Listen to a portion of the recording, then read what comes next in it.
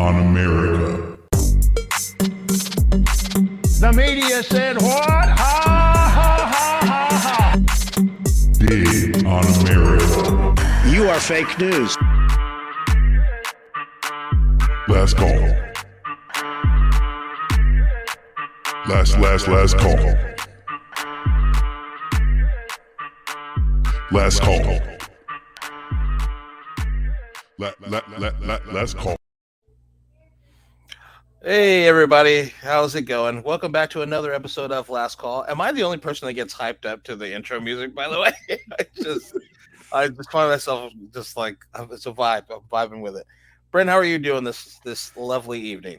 I'm doing good. 2 more days, buddy. 2 more days. Oh, that's right. 2 more days until Election Day. And if you're joining us on YouTube, Facebook, Twitch, we thank you for joining us because we have a lot of work to do in that 2 days. Yes, definitely. we do. And our guest this evening is a person who's gonna need a lot of that help over the 2 days, and I'm hoping that we can kind of generate some of that help for this evening. So joining us on the program this evening is Barbara Gaskins, who is running for Congress in North Carolina's 3rd district. Well, welcome Barbara in here. Hello. Barbara, how are you doing? Doing well. Hope you all are.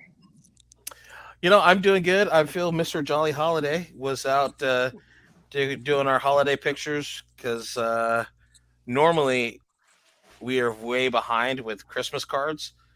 And I feel like, you know, I shouldn't be taking the pictures for Christmas cards at Thanksgiving and then sending them out like the 2nd week of December. By then, it's like there's only 10 days, and now I've like lost $175 basically. So we took them early this year. Okay. We're gonna get them out. So Barbara, wondering if you could kind of tell us a little bit about the district that you're running in and what kind of made you hop into this race. Okay, sure. So, yes, I am the Democratic candidate for United States House NC03. This district is a very rural district. I actually have been traveling through our entire district.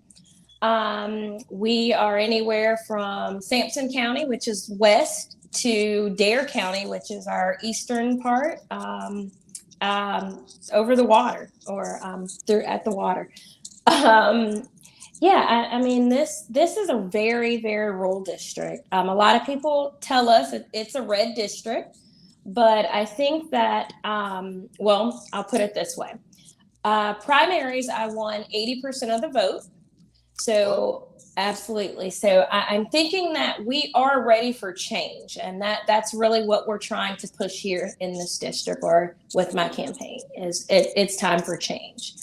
Why I decided to run is that I'm actually a community advocate, nationally certified reentry professional and coach. I've worked very closely with those getting out of incarceration. I've currently written a reentry manual that guides and navigates them from the Justice Center back into society. Well, for me, I've been to DC. You know, I've rallied for voting rights. I've rallied for to end the filibuster last November. I got arrested. You know what advocates do. Hey, yeah. If you're not willing to be arrested, you're not willing to make change. Absolutely. That's like Dr. King arrested. Absolutely. And, I think of that all the time. Absolutely. That's great. And so I guess from there, my biggest thing was that, you know, it's okay to be out in the street. It's okay to, you know, be an activist and just, you know, scream at the top of your lungs. But we have to be in spaces where it counts. You know, we have to be at these tables so that we can change some of these laws. And, you know, after January 6th, being a mother of 3 boys, you know, yes, it was a huge attack on our democracy, but it also put front and center just how bad our criminal justice system is. And so, of course, you know, I wanted to step in. I wanted to get a seat so that we can actually get a voice.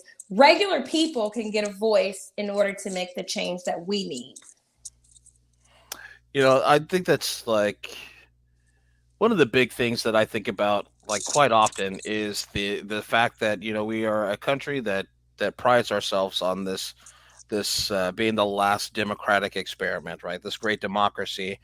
But when people are incarcerated and they've served their sentences and released, we don't fully incorporate them back into said society, and that's got to be a big problem. I know that's kind of an issue that's going on in Florida with DeSantis and his election police, but I wonder if you could kind of break that down for us about the situation in North Carolina. Are folks like after you serve your sentence, do you have the right to vote? Is there things that prevent you from getting the right to vote?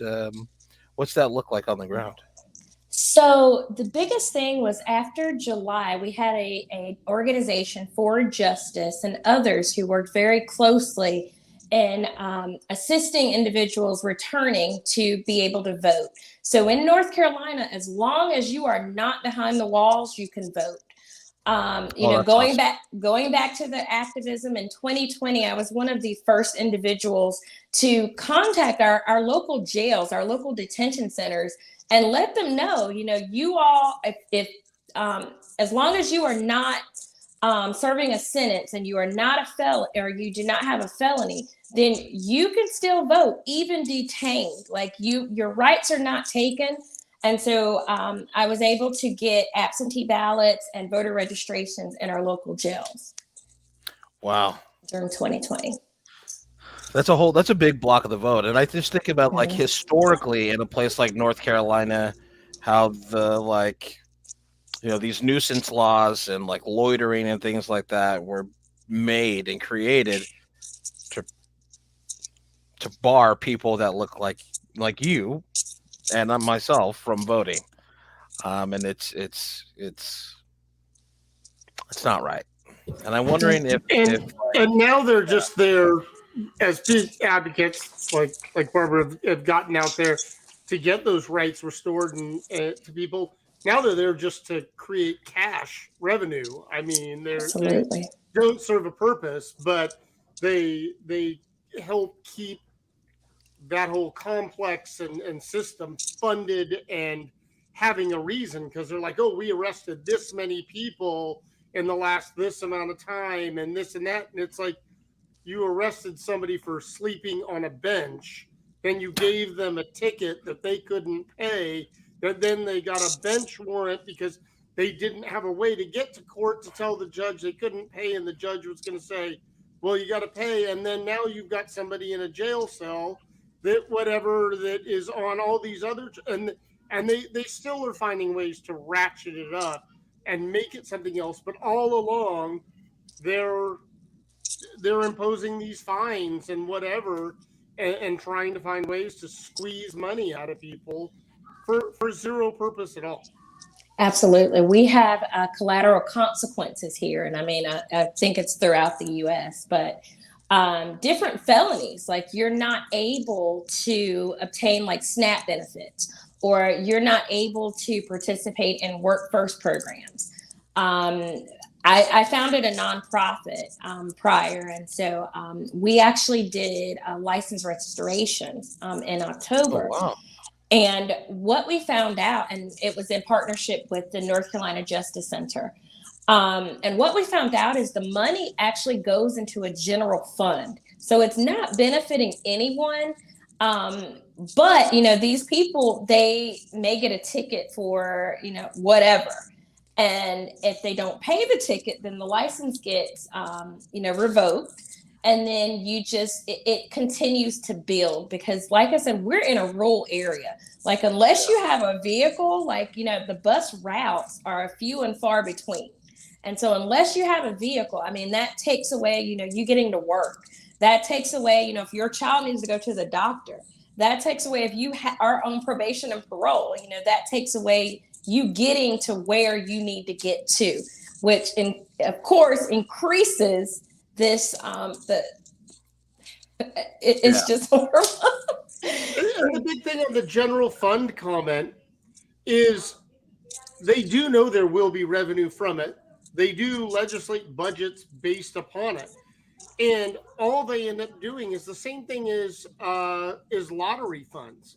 Is Absolutely. the fact of they're like I know somebody in Alabama that's fighting trying to get lottery there and saying, hey, it's going to bring money to education and everything else. Well, most states that have done that also end up passing corporate tax cuts that offset that, because now they have $300 million coming from revenue. the lottery, and it's not Mhm. stacking on top of the budget. It's, oh, well, we have a lot of budget and we don't need it. And they're saying, okay, well, now we don't need to. So our overall state budget is 300 million high.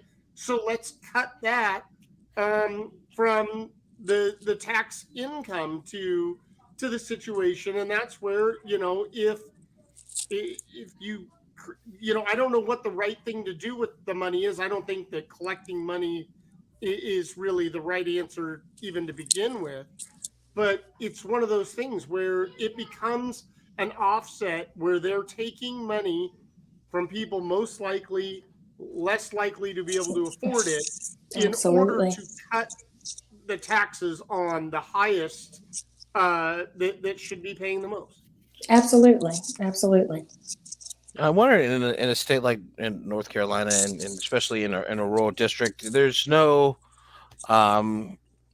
it's no secret that Democrats are having a tough time when it comes to messaging to rural voters. What's your message been, and what are your, like, if you're out there on the stump and you're talking to folks, what are like the three main things that you're talking to folks about and getting positive feedback on? So my messaging throughout this district is that we have been forgotten. Our incumbent, of course, is Greg Murphy, a Trump-endorsed Republican. If you look like me, you hardly talk to him. I've never met this man. If you aren't... Which is saying a lot through all your advocacy work. Right. That you would not have met this person. Okay. Right. And what I'll say is when I actually created a reentry council in my county, Beaufort. A friend of mine, a pastor who actually helps with some food banking, he contacted Murphy's office. Well, Murphy sent an aide, but we never met Murphy. So it all depends on who you are throughout, just campaigning the last few months. I've been to town halls everywhere. I've also told everyone there's never been anything too big and never been anything too little. I want to talk to everybody. I don't feel that I can be an effective leader unless I know what's going on. And I mean, that's really been my push throughout this district. We have been forgotten. When I go to Duplin or Sampson County, they're overrun by hog farms. These hog farms are Sanderson and Smithfield owns these farms. If you go down there, like the smell alone is something you will never forget. In addition, it is contaminating the land, the air, the water. There is a great nonprofit down there, the REACH organization. And, their studies have been done on just how detrimental the hog farms have been. There's individuals who speak on, they have to open their window to see if the manure is being sprayed yet. And if it's sprayed, they can't go out. If it hasn't been sprayed, they have to run out and try to do everything that they can do before it's sprayed. The kids have to go to school, and if they're in that area, they smell because of the manure that is being sprayed. There's several issues. Most of the individuals there drink well water, and of course that's contaminated because of the hog farms. Like I said, the manure, I don't know how people. I guess I do know how people don't know that. I work in it myself, but it's just like, how people don't think about the groundwater and groundwater contamination and how that's not. They do think about it, Lauren. They don't care about the people that are reliant upon it. Look at Flint. Trust me. The Absolutely. people that have brown water coming Absolutely. out of their pipes are worried about Jackson. it. The people Jackson that are was- giving it to them yeah. do not care. And That's this the problem. is a marginalized community. You know, this is our Black and brown community. You know, a lot of the hog farms in the area has been built on along slave trails. So it's almost like, you know, as long as it's not in my backyard. But what this district fails to realize is that, you know, the water contaminated. There's an impaired creek in Duplin County that empties out into the Cape Fear River in Wilmington. So it's like, how much longer before it contaminates the North Carolina supply or this district supply? So, you know, we have issues like that. Then when it goes to the beach, you know, we're losing our beaches because we're actually at the coast when it's time to evacuate. Of course, you know, we're hurricane prone. So thank God we haven't been hit again like 2018. But, you know, we are hurricane prone. We're losing our beaches. In addition to that, like, we are evacuation routes. There are several evacuation routes throughout the district, but the infrastructure is no good. Going to Dare County, if you don't have a specific cell phone service, you lose signal until you get almost there. You know, our internet, when I was in Beaufort County, I paid, it was $160+ for internet. And that's actually why I'm not on my phone now. I mean, on my computer now, because I'll lose signal. So, you know, it's just so many issues in which we have or supposed to have representation, but yet we don't. And then, of course, when it comes to our veterans who have served and protected us and protect us, you know, in Camp Lejeune, you know, we're still dealing with the contaminated water that they're, you know, having issues from. In addition, you know, our incumbent is not pro legalization. And so he's for opiates. He is a doctor. And so, you know, the military is wanting legalization. You know, they're having issues. They're needing mental health services. They're needing substance use services. I right now speak with a mother, Mrs. Davis, out of Onslow. Her son committed suicide while she was on the phone with the suicide hotline. And, you know, he was a veteran. She contacted our incumbent and nothing was done. So, I mean, I hear all of these stories, but like I said, we need a voice. We need representation in this area that we don't have. So it's now time, you know, we have the opportunity to elect someone else, elect someone who has been there, who, you know, I'm born and raised throughout this district. My grandmother is 93 years old, which kind of piqued my interest. I wanted to find out who we are, where we come from. So I did a DNA for her.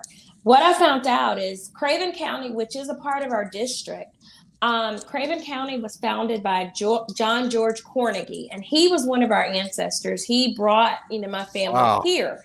So I have direct roots here. This is my home. So I will fight like hell for my home. You know, I don't have anywhere to go. Like I said, this is my home, and Eastern North Carolina is what I will fight for. In addition to, you know, United States, you know, it's just time for us to work together. Yeah, definitely. Shout out to Zelda. Hey, Zelda. I hope you have a great day at work. I'm sorry you have to go in so late, but she also, Zelda also wishes you a good luck on Tuesday, Barbara. Thank you. Yeah, you know, I it seems like you have kind of a situation that is like, what was it, Crowley in New York that AOC was able to upset. He was basically an absent representative, and she was able to paint him as such. And even though all this polling was showing, you know, this is the number 4 person in leadership on the Democratic side, if you're not showing up for the people in your district, it doesn't care what your standing is in the party. we put you there, and we will take you. Absolutely. As my mom would say, I brought you into this world, Absolutely. and I will take you out. Absolutely. Heard that too. But and what's interesting is, Murphy does not even live in this district. When it's time for him to vote, he votes in District 1. He can't even vote in our district. So why would he care about us? Oh, that's even worse. Mm-hmm. Dang, that's kind of like a Devin Nunes who's like, "Hey, I represent California, but I live in Iowa." Yeah, that's even worse. Jeez Louise. Barbara, now I know Democrats were trying to make inroads in that state of North Carolina, and we have Sherry Beasley, who's running for Senate in North Carolina. And it just seems to be like this is one of the things that I think, and I hope we can kind of have a conversation about, is we just had Chris Jones on the show running for governor of Arkansas, another like rural area, represent as a black man running in that to represent that state. We got you on the ballot. We got Sherry Beasley on the ballot. We got Stacey Abrams in Georgia. Is it now kind of this thing where we have how do I want to phrase this? Is this thing now where black women are now seeing that being an advocate is not enough, and that we need I can advocate for my community, but we need some policy change, and that's what's kind of steering more folks into running? I would say for me, yes. Like I said, first, I heard that I'm the first Black female to ever run in this district, so that we've made some history with that. But more importantly, like I said, in addition to being an advocate, I'm a mother first. I've seen, our George Floyd. I've seen how our criminal justice system treats Black and brown individuals. And as I said, I have 3 boys, so I have to fight for them, and I also fight for others throughout. So that was my reason. You gave the perfect answer, because this is the kind of I was trying to trick you, Barbara.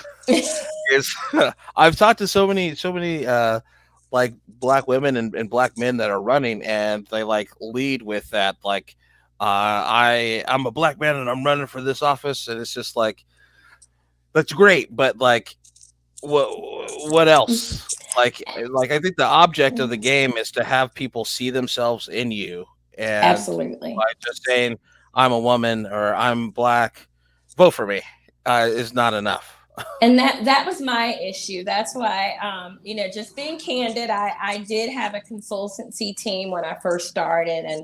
And if you kind of go back on my Twitter feed, you'll kind of see where it started, or I pulled it back, because that was kind of how they were leading. And like I told them, I'm a darker skinned Black female. So if you can't look at me and tell that I'm Black, then that's a personal problem. But let's get over that, and let's, dig down and dig deep, and let's get some of these issues done. Let's get some solutions to these issues. Like I said, we have a lot of problems here in Eastern North Carolina, and I'm not leading with, I'm a Black female. I'm leading with, I can put my boots, my tennis shoes on, and we can get to work.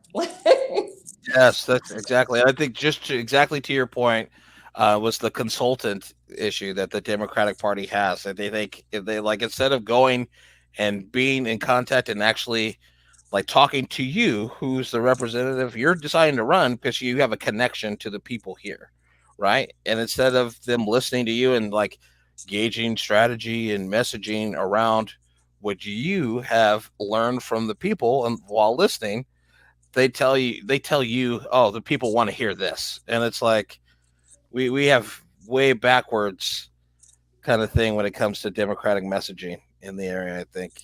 I have learned so much, and honestly, I tell everyone, I thank God that I did run, because it opened my eyes tremendously, in both good ways and bad ways. I know prayerfully that I go to DC and we're going to fight for the people.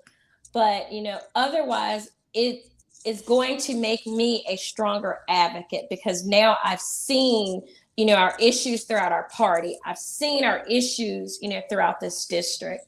And like I said, prayerfully we go to DC, but otherwise Murphy has a thorn in his side, because I plan on making him do what he promises to do for the people, or what is needed to be done for the people.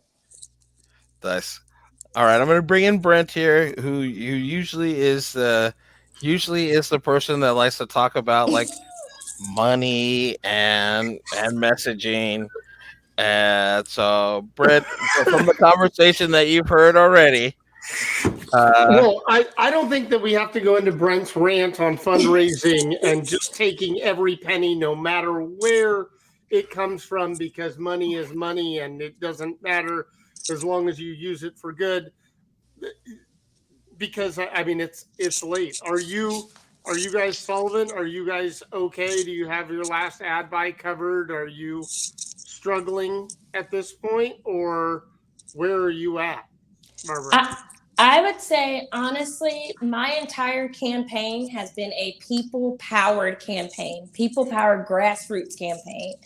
Ultimately, we've raised about maybe a little over 80,000. So no big PACs, no corporate information, no corporate money, no money, huge money coming in from the Democratic Party.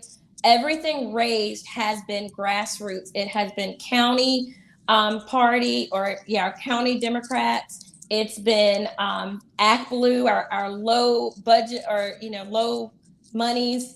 But nothing big. I'm planning and hoping to stay that way, because as I say, my goal is to be the voice for the people, and I don't want to be bought, and nor do I want to sell out. So Yes.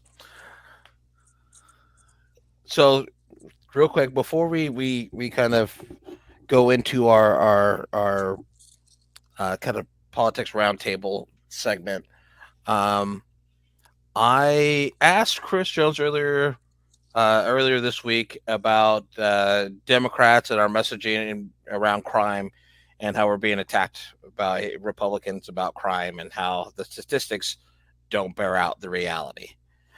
I'm wondering if you could talk to us a little bit about what your response has been around the topic of inflation, because that's the other big thing that they're hammering us about, inflation. And it's, to me, like, the response is like really easy, and it's the attacked Republicans talking. You're talking about inflation. Okay, we know things are expensive now. They're expensive everywhere. What is your solution to it? Because you haven't given me one. What are these people supposed to vote for? Mm-hmm. That's the way I answer it. Absolutely. Well, our biggest thing is, when it comes to like the Build Back Better plan, or, every bill that came to help decrease inflation or decrease gas prices, our incumbent has voted against it.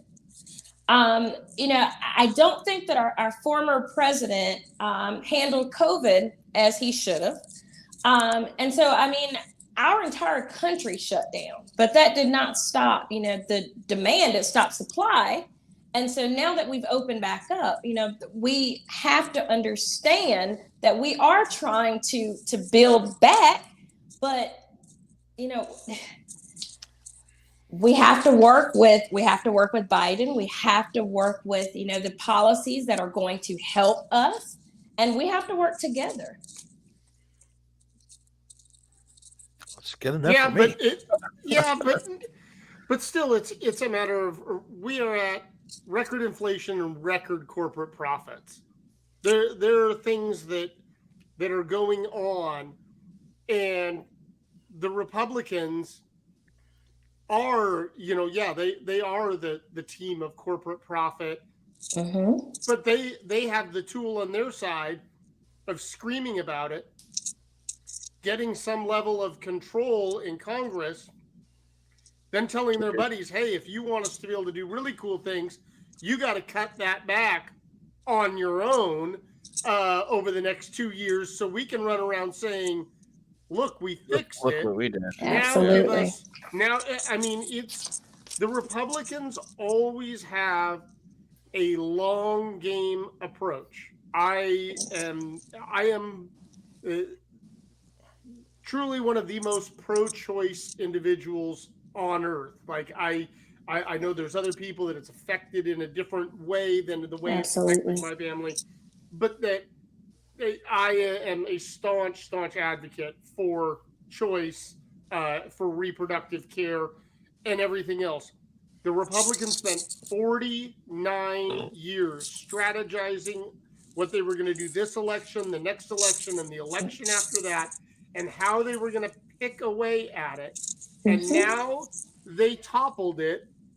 And we'll know on Wednesday whether they're the dog that caught the bumper or whether that was just another fine point in their continued push towards controlling more people. I mean, it was in there. This was the end of privacy in a medical situation.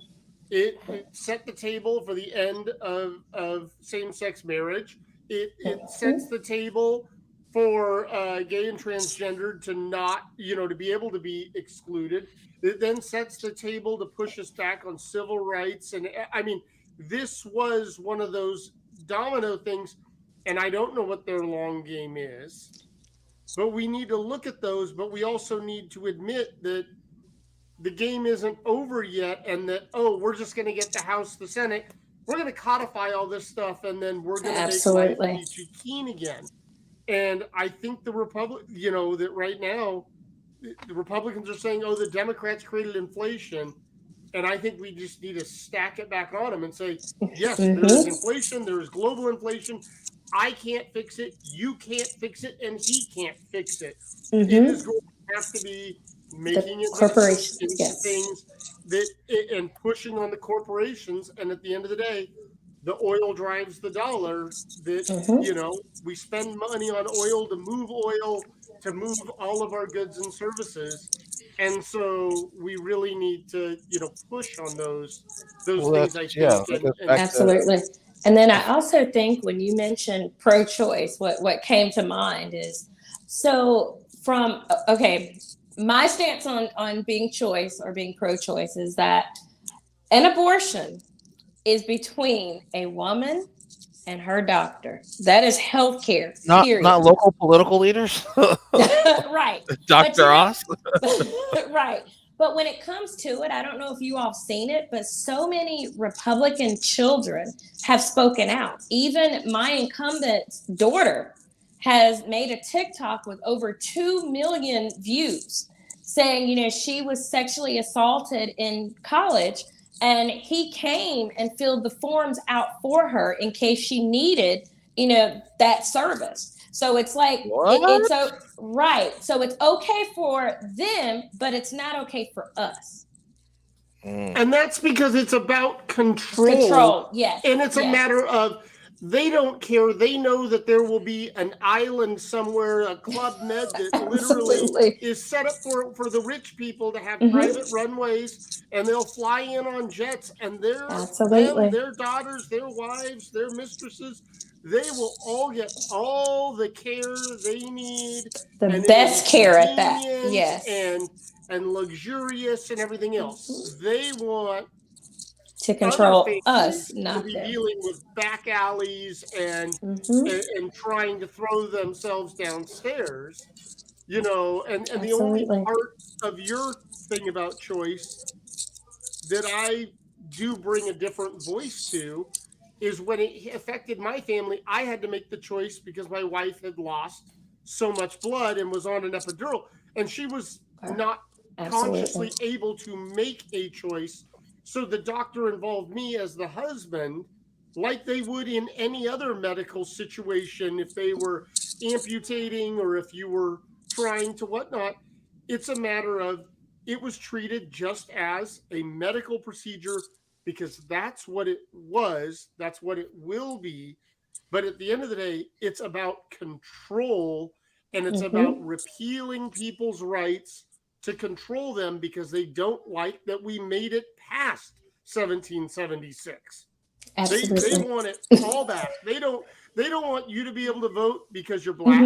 They certainly don't want you to be able to vote because you're a woman.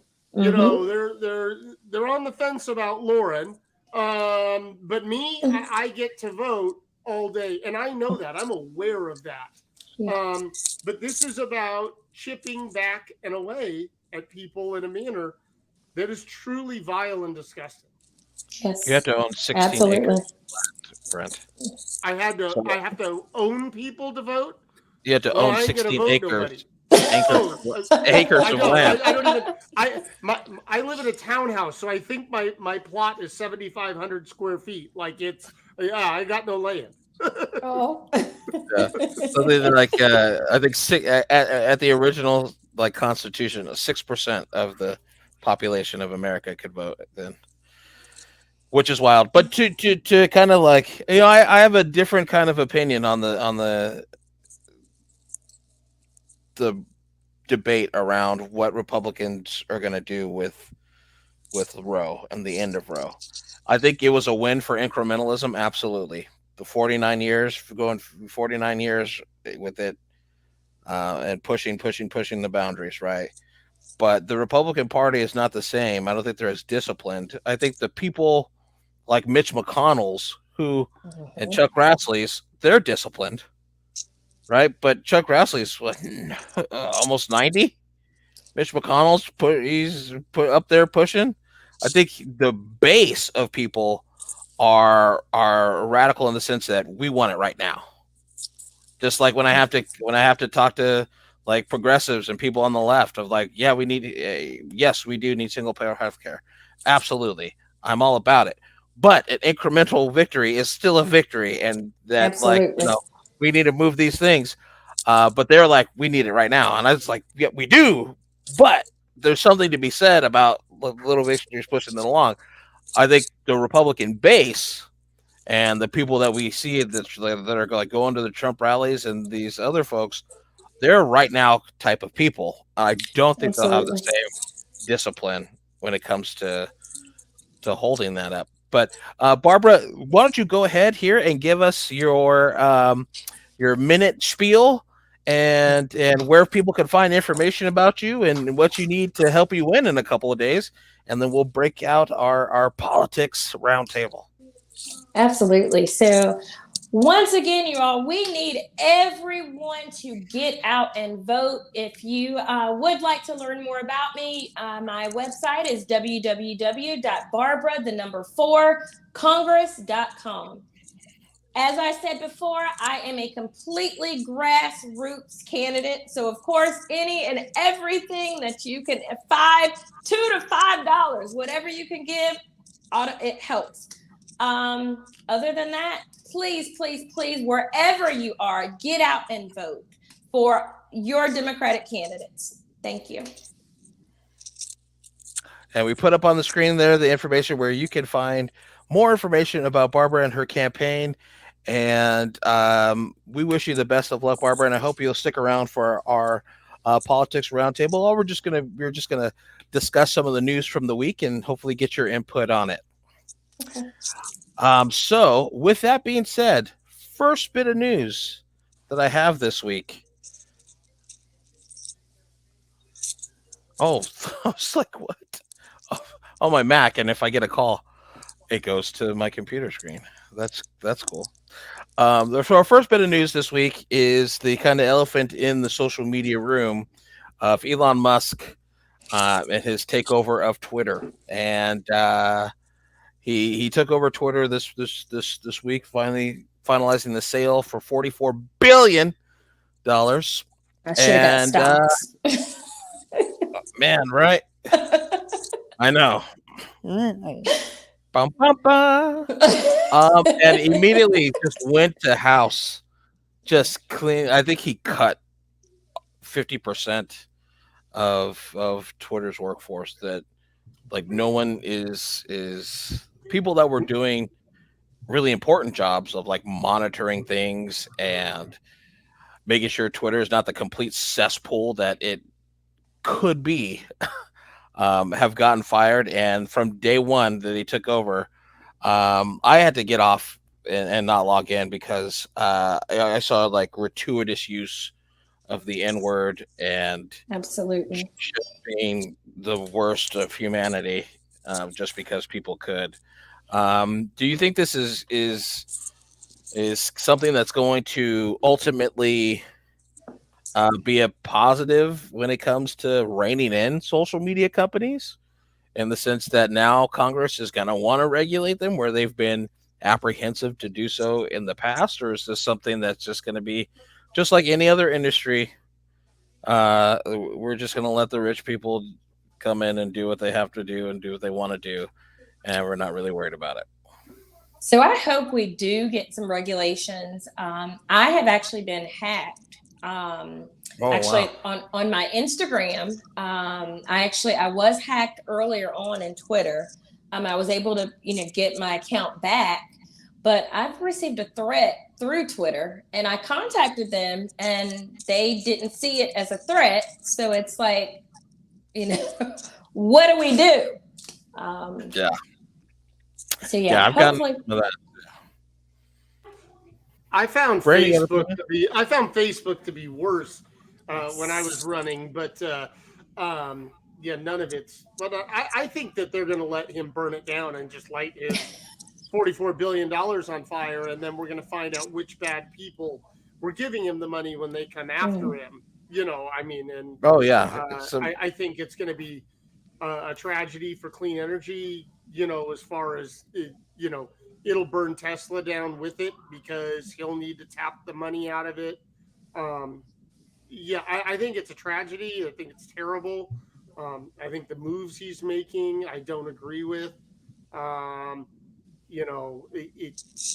Freedom of speech. Oh, wait, I'm going to ban Kathy Griffin because she made fun of me. That part of it. But I did see a positive report out of the New York Times this evening where apparently a second email has gone out to a lot of the people that he fired saying, will you come back? So he has learned that doing rash things, whatever, that hopefully, I heard most of the people are like, yeah, good luck with that. I'm not going to do that. But, right.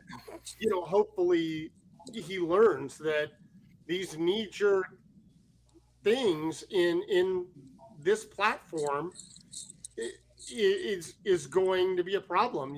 They pulled the plug on their $8 verified thing today, and now they're saying they're going to do it on Wednesday. I still think that's terrible. They were like, well, we're going to get through the election. I'm like, great. All the verified accounts on Wednesday will say that the ballots shouldn't be being counted or should be being whatever. Right. Like, why don't we wait until the Monday before Thanksgiving so we can all have more to yell about at Thanksgiving dinner with our family? I don't see them finding a way to go around, and it'd be the FCC that would have to do it. And I don't know how they go about it, and who defines what's true. And yes, because I'm sorry, I believe in the Big Bang and I believe in evolution, and there are people that don't. And I even say I believe in the Big Bang because I wasn't there, and I don't have a way to. So right. But there's still a belief system to it. And so, how can you yes, there's a belief to it, but it's like the belief based on like evidence. Like I don't know for a fact if I walk outside right now that my car is still in the driveway. I don't know that, but I have a belief that it is because based on previous iterations, right? It's different than I believe that there is a unicorn that is running around the Kuiper Belt, and that I don't have evidence of that. But I'm just trying to be both sides on one side of this issue, where it's a matter of how would the federal government step in with freedom of speech? That's where they've left it up to these different companies, and the companies have acted recklessly and done damage. I just don't see them stepping in because Elon Musk did it versus Jack Dorsey versus Mark Zuckerberg Right. versus I don't see why just because it's Elon Musk, it can Right. whatever. Yeah. Right. And I think that, like, to me, the bigger story in all this is just like the economics of laying that many people off, right? That's directly impacting the people, the coffee shops where people used to stop in for coffee on their way to work, or like the lunch places that now don't have half of people that are there. So there's an economic Well, and the aspect to it as states on the well. unemployment. I mean, now they've got all these people Right. that they're paying out Absolutely. unemployment benefits to because they've been abruptly let go. And, which then adds burden to everyone else. And because that's not how the system's designed, is to have billionaires just decide to throw 40,000 people or 20,000 people onto that system, and so that'll bite the general fund because they'll have to bring money over, which then will, and be other. So it impacts far beyond, that. But yeah. Well, here's the next story is some like good news because it doesn't involve us politically, and we can just kind of rail against the other side here for a little bit.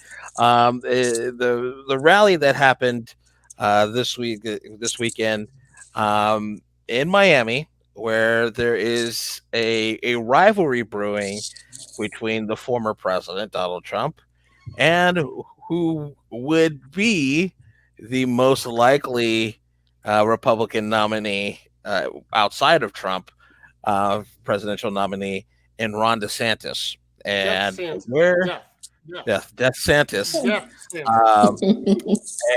And people on the Republican side, like former Governor Rick Scott, and he's a senator now, but have purposefully stayed away from that conversation. I don't know if Marco Rubio has been asked about it directly, but a lot of Republican officials and elected officials are staying out of that mess. If there is a situation where Trump announces 2024 and Ron DeSantis runs against him, what does a Republican Party primary look like? Well, Liz Cheney will instantly jump in as a Republican and say, "No, I'm the real Republican." She won't even third party it. But do you think she would? Do you think she would? I guess because she lost her primary, do you really think that she would have enough backing to even with two MAGAs, two full-blown MAGAs that are MAGA champions that will be tearing each other apart, and Liz will be talking about how Democrats want to kill babies after they're born. You got because a point. That's what we do, and how taxes are bad, and that she will just be on message, and that woman is stone cold daughter of Darth Vader. I mean, just absolutely stone. I believe it could set up craziness on the Republican side, and I will be popping popcorn. I'll be there for that fight. I don't know that she. See, like, the part of it is like, I don't know that people that back Ron DeSantis are not those that are. We're only backing you because Trump isn't in it. And if that's the case and he's in it, well, sorry, Ron, you're a poor man's Trump. Because Trump actually coordinated people to come to the White House. I mean, to actually have an insurrection, to try to take over, and that was Trump. Yeah, and that takes. I mean, that takes a lot. Like, you don't know what you're expecting, or Yeah, I think anything with Trump has a loyal following. as weird as it may be, like they're ready to drink the Kool-Aid. I think that if Trump has a golden touch that turns everything he touches into a golden shower. right. Let me tell you something, Brent. Okay, I've been to Florida. People in Florida, there's good people. Good people. They love me in Florida.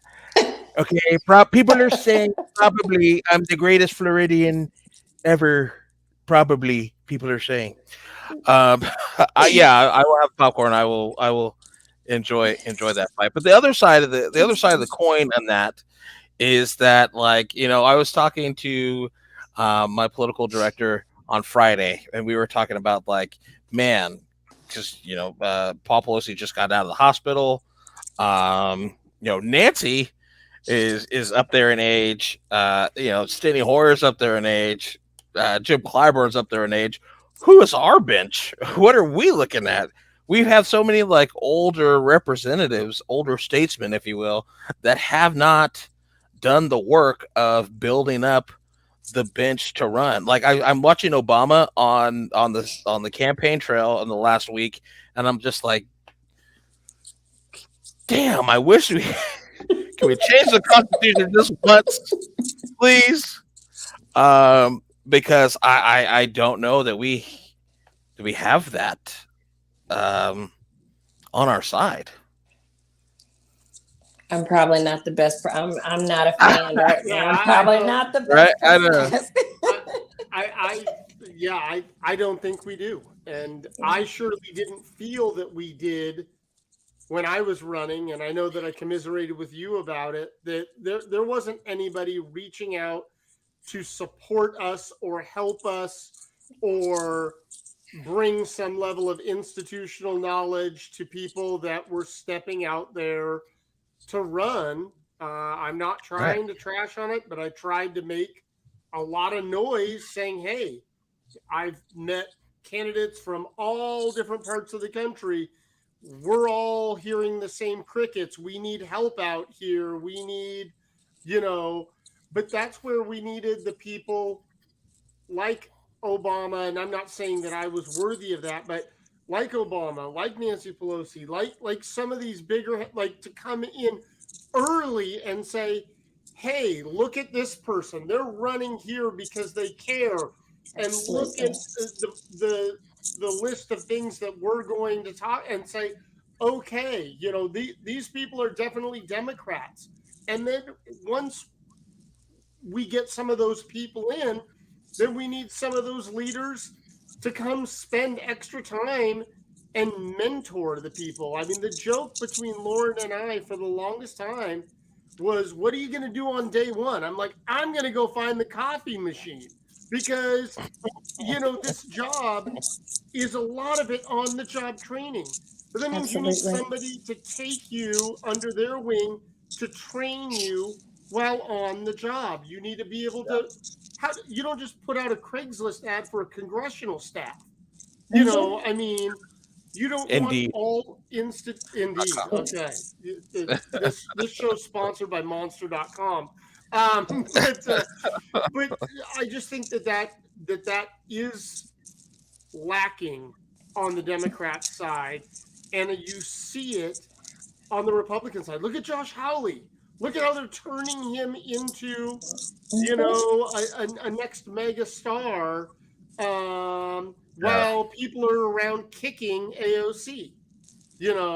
I love and respect AOC, Ayanna Presley, Rashida Tlaib, Elon Omar, the entire squad. But they're outcast by their own party.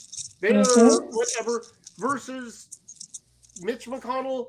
While Howley does dumb, stupid, say it, anything things, is still working with him on how the Senate works, how you kick away at these things, and Tom Cotton. It is. They're bringing up their next level, and our side doesn't do that. Absolutely, I that was perfect. I don't want hand-picked either. I don't want Nancy flying in and tapping somebody on the shoulder and saying, okay, you're going to run in this district, you're not. Barbara, you're going to run there. The other guy, like, I don't want that, but I want when people step up for democracy, that the Democrats step up and say, hey, there's a person standing over here that wants to stand up for us, because I didn't get that. I got the whole call the Democrats who's running in Washington's 3rd against a 6-term Republican incumbent was, oh yeah, we're not really dealing with that yet. We're not whatever. And everyone knew I was running. It's filed with the FEC. They don't not know. Right. They could have said, hey, we haven't chosen who we're supporting yet. The list of names we've seen thus far is this. You're welcome to do your own homework. But you would literally call the state or national party and they'd say, oh, I don't know, but donate money to us because we'll make sure that we're fighting to hold the house and everything else. It's like somebody was calling about a specific area that they were. So I think that part of it needs to be fixed. And actually, now that you mentioned that, so but recently there's it's myself and another candidate. A bunch of our county chairs had received an email from the state party who said, we need to support these Democrats, blah, blah, blah, blah, blah. So we're thinking, okay, well, they got a fundraiser for us, yay. And so after the other candidate called and said, are we going to see any of this money? No, it was the party raising the money. It was not for us. So Absolutely.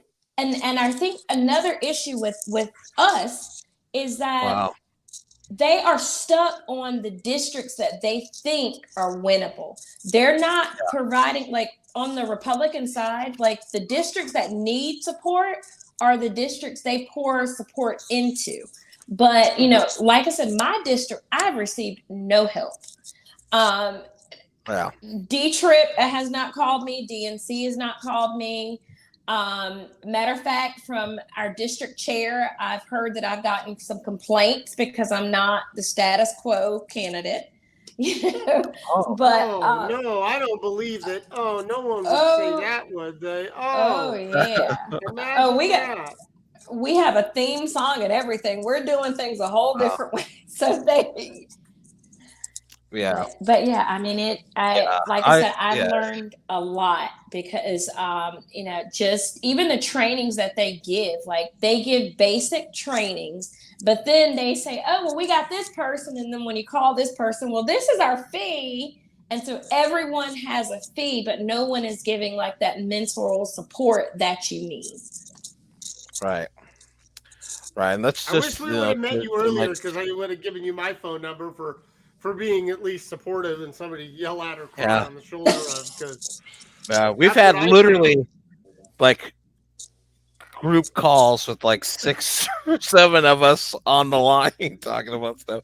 But that's we like don't one thing. stream them to YouTube though. Yeah.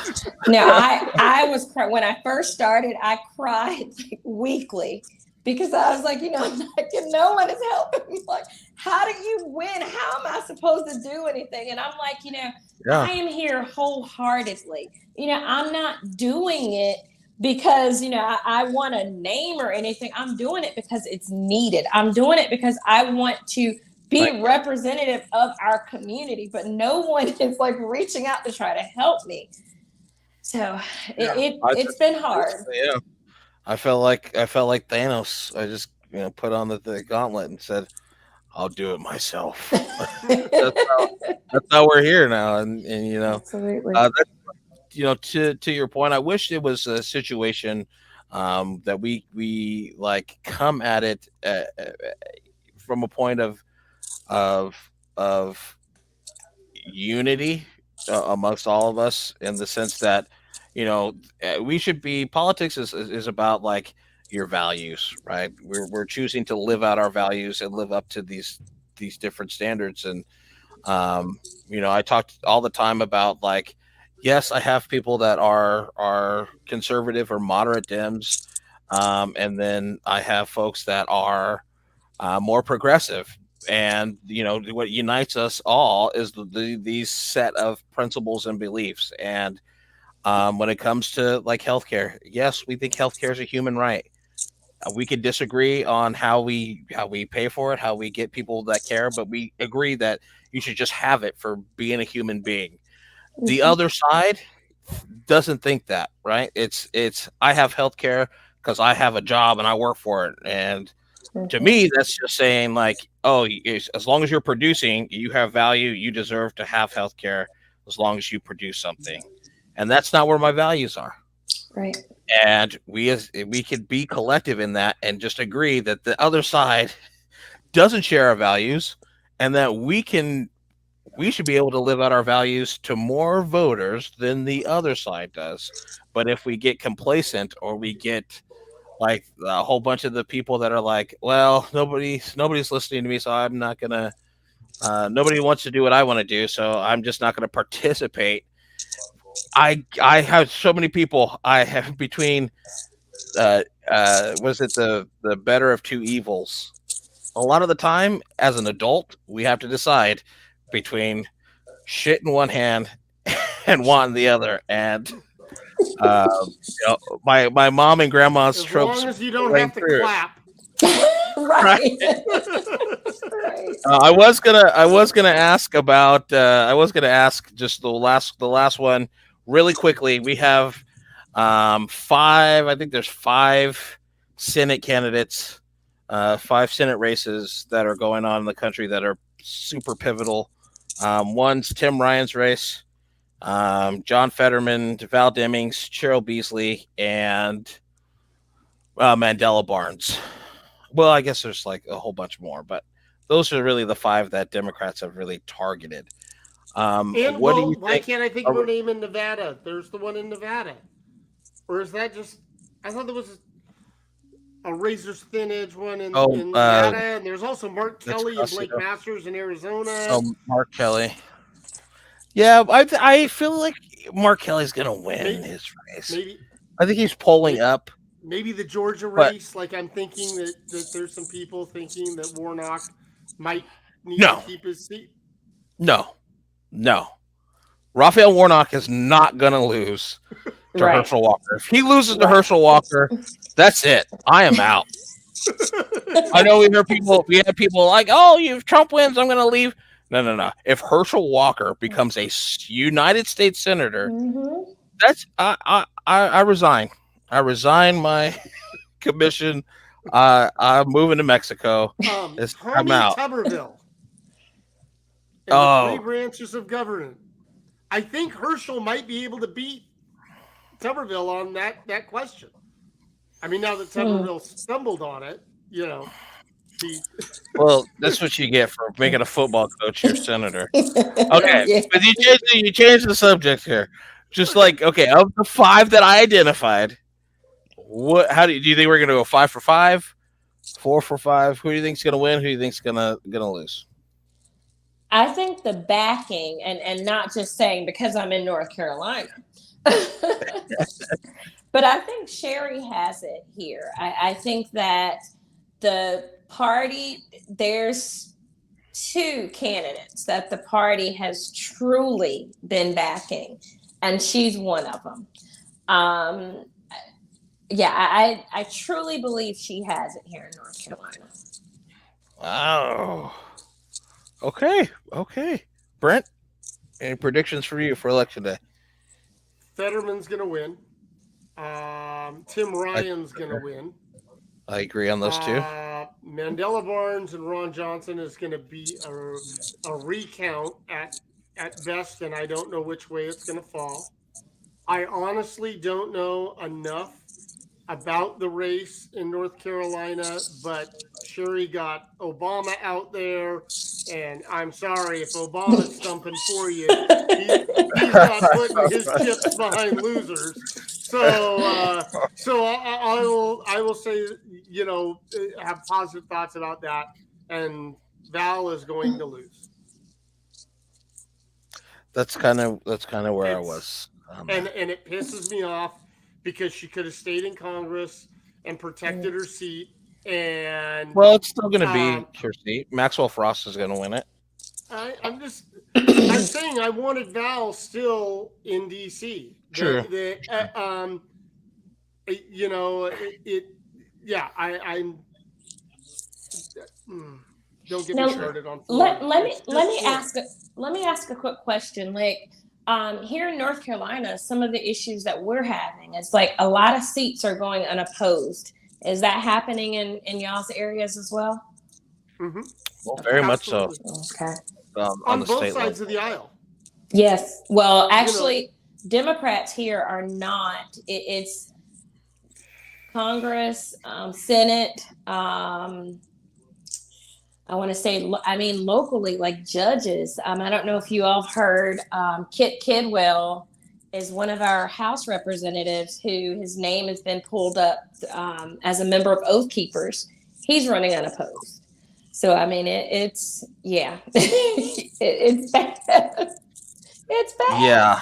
There's a lot of running unopposed, and it's been my experience that like a lot of the local party stuff, are not. We got to do a lot of work on the county and state level parties because they're not an apparatus for getting people elected as much as they are a like social club for like-minded individuals to gather.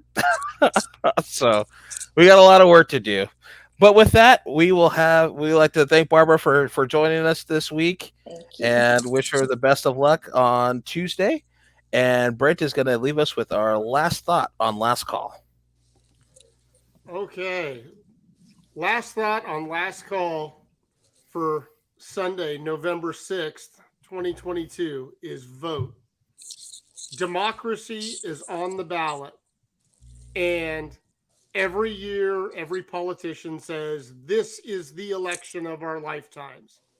And I don't know if this is the election of our lifetimes, but it very well could be. And we need to get out and vote. And it doesn't matter what your issues that you vote on are. Without democracy, none of them will survive. We have to have a semblance of order. It's okay to have disagreements. It's okay to be hyper progressive, to be liberal, to be moderate, to be conservative, to be MAGA. Those are all positions people are allowed to have with the freedom afforded in this country.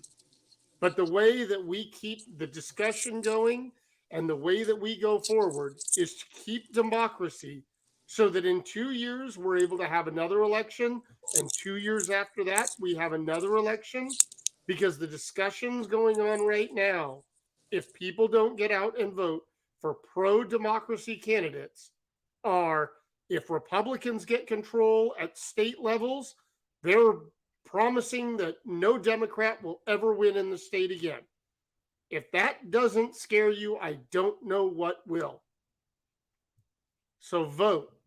If you can, vote tonight on your mail-in ballot and get it dropped off tomorrow. If you're in a state or an area where you have to vote in person, please go early, stand in line, do whatever you can. Look up your state's rules. Make sure that many states, I believe all states, but I'm not positive, if you're in line to vote by the end of the voting time, you can stay in that line and still vote.